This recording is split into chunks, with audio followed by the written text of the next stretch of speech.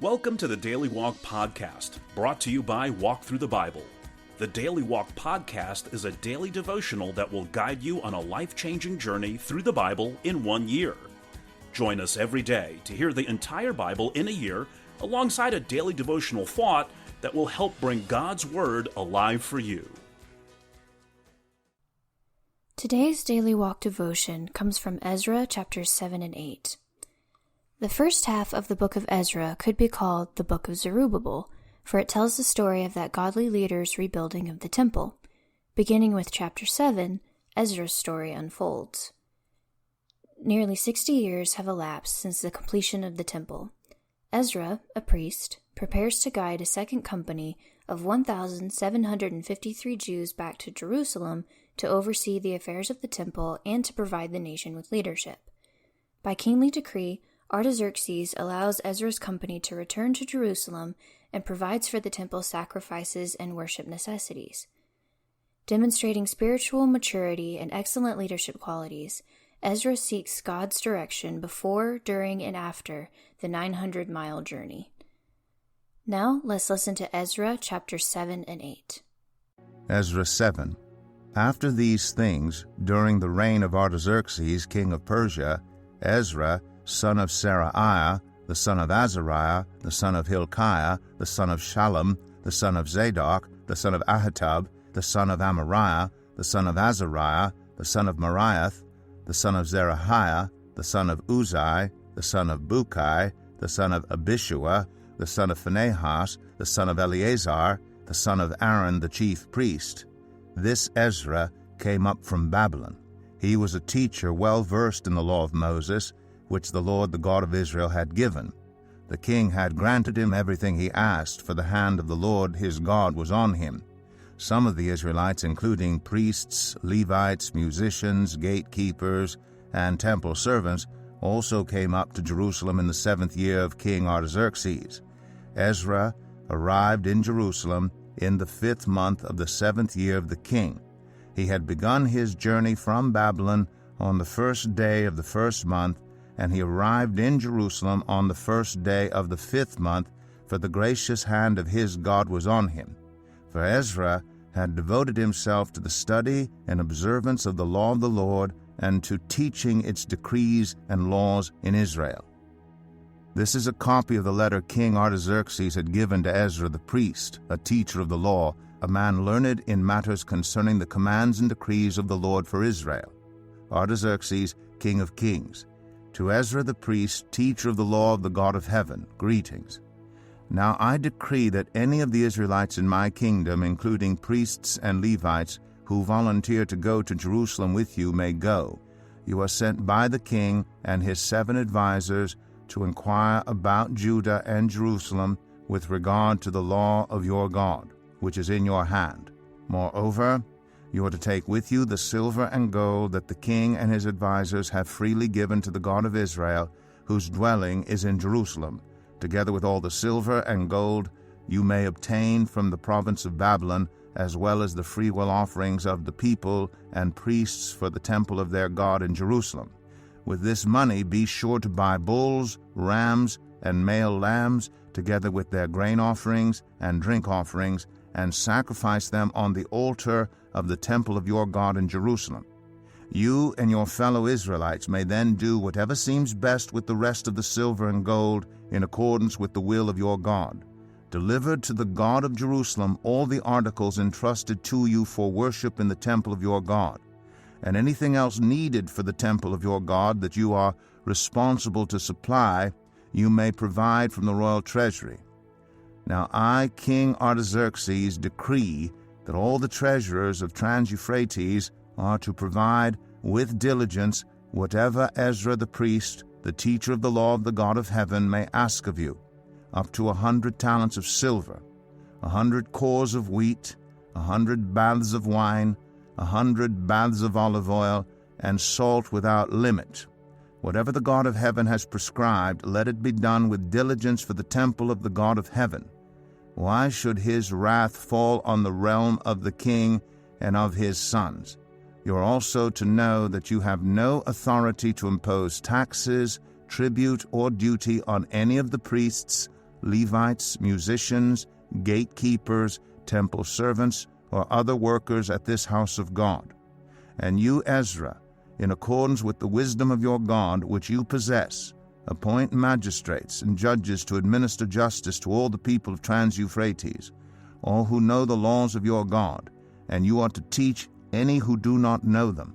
Whoever does not obey the law of your God and the law of the king must surely be punished by death, banishment, confiscation of property, or imprisonment. Praise be to the Lord, the God of our ancestors, who has put it into the king's heart to bring honor to the house of the Lord in Jerusalem in this way, and who has extended his good favor to me before the king and his advisers and all the king's powerful officials, because the hand of the Lord my God was on me. I took courage and gathered leaders from Israel to go up with me. Ezra 8. These are the family heads and those registered with them who came up with me from Babylon during the reign of King Artaxerxes. Of the descendants of Phinehas, Gershom. Of the descendants of Ithamar, Daniel. Of the descendants of David, Hattush. Of the descendants of Shechaniah. Of the descendants of Parosh, Zechariah, and with him were registered 150 men. Of the descendants of Pahath-Moab, Elionai, son of Zerahiah, and with him 200 men. Of the descendants of Zattu, Shechaniah, son of Jahaziel, and with him 300 men. Of the descendants of Adin, Ebed, son of Jonathan, and with him 50 men. Of the descendants of Elam, Jeshaiah, son of Athaliah, and with him 70 men. Of the descendants of Shephatiah, Zebadiah, son of Michael, and with him 80 men. Of the descendants of Joab, Obadiah, son of Jehiel, and with him 218 men. Of the descendants of Bani, Shelomith, son of Josephiah, and with him 160 men. Of the descendants of Bebai, Zechariah, son of Bebai, and with him 28 men. Of the descendants of Azgad, Johanan, son of Hakatan, and with him 110 men. Of the descendants of Adonikam, the last ones whose names were Eliphalet, Jeuel, and Shemaiah, and with them 60 men. Of the descendants of Bigvai, Uthai and Zakur, and with them 70 men. I assembled them at the canal that flows toward Ahava, and we camped there 3 days. When I checked among the people and the priests, I found no Levites there. So I summoned Eleazar, Ariel, Shemaiah, Elnathan, Jarib, Elnathan, Nathan, Zechariah, and Meshullam, who were leaders, and Joiarib and Elnathan, who were men of learning, and I ordered them to go to Iddo, the leader in Casiphia. I told them what to say to Iddo and his fellow Levites, the temple servants in Casiphia, so that they might bring attendance to us for the house of our God, because the gracious hand of our God was on us. They brought us Sherebiah, a capable man, from the descendants of Malai, son of Levi, the son of Israel, and Sherebiah's sons and brothers, 18 in all, and Hashabiah, together with Jeshaiah, from the descendants of Merari, and his brothers and nephews, 20 in all. They also brought 220 of the temple servants, a body that David and the officials had established to assist the Levites. All were registered by name. There, by the Ahava canal, I proclaimed a fast, so that we might humble ourselves before our God, and ask him for a safe journey for us and our children with all our possessions. I was ashamed to ask the king for soldiers and horsemen to protect us from enemies on the road, because we had told the king, the gracious hand of our God is on everyone who looks to him, but his great anger is against all who forsake him. So we fasted and petitioned our God about this, and he answered our prayer. Then I set apart 12 of the leading priests, namely Sherebiah, Hashabiah, and 10 of their brothers, and I weighed out to them the offering of silver and gold, and the articles that the king, his advisers, his officials, and all Israel present there had donated for the house of our God. I weighed out to them 650 talents of silver, silver articles weighing 100 talents, 100 talents of gold, 20 bowls of gold valued at 1,000 darics, and 2 fine articles of polished bronze as precious as gold. I said to them, You as well as these articles are consecrated to the Lord. The silver and gold are a free will offering to the Lord, the God of your ancestors. Guard them carefully until you weigh them out in the chambers of the house of the Lord in Jerusalem before the leading priests and the Levites and the family heads of Israel. Then the priests and Levites received the silver and gold and sacred articles that had been weighed out to be taken to the house of our God in Jerusalem.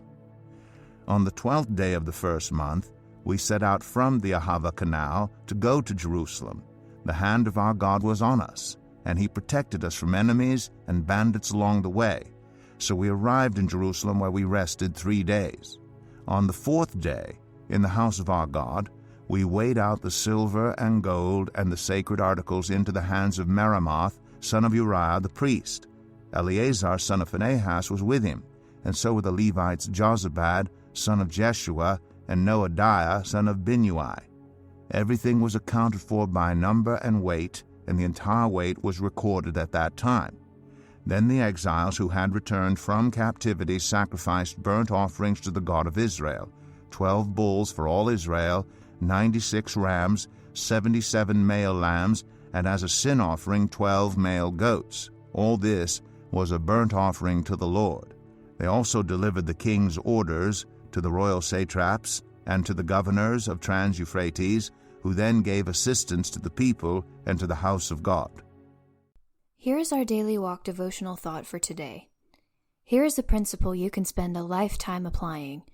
Knowing what to do must be translated into doing what you know. Ezra was one of the finest Bible scholars of his day, but he was more than just a teacher of knowledge.